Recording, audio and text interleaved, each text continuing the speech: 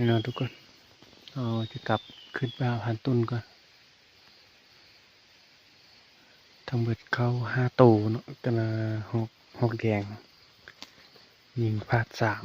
3ได้ที่2 ตัวโอ้เสียดายอะทุกคนเลยเอาใจฮ้อนเนี่ยเนาะแล้วมันกระตึบเนี่ย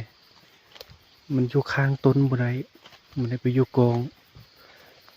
บนนี้ก็หอกมันก็งอยอยู่ง่าไม้เห็นน่ะเขายิงมันยากเขาอยู่กองขนาดเขาอยู่ทางข้างละใครนี่อันนี้ยิงแล้วเสียดายขนาด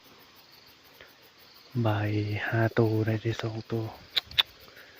เดี๋ยวไปเพิ่งผ่านต้นไปถึงเนาะผ่านต้นสิได้อย่างนี้เดี๋ยวสิย่างก็ไปหาผ่านต้นเลย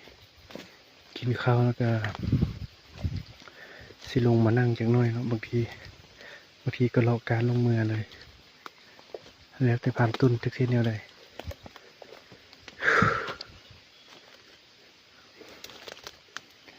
เดี๋ยวย่างกันไปก่อน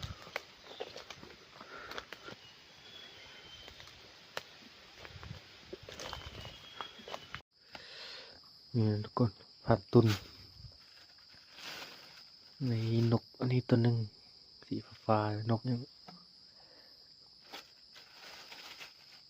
กันน้อยกับฮอกดิกเนาะใน3 ตัวเอาในโซ่พากันออกไปเลาะนั่งต้นไม้จักหน่อยแล้วก็เลาะการลงมือติดตามเนาะเป็นอะไรนั่งต้นไม้ก็ได้นี่เนาะทุกคนเราจะนั่งอยู่นี่เนาะต้นมักนมยาน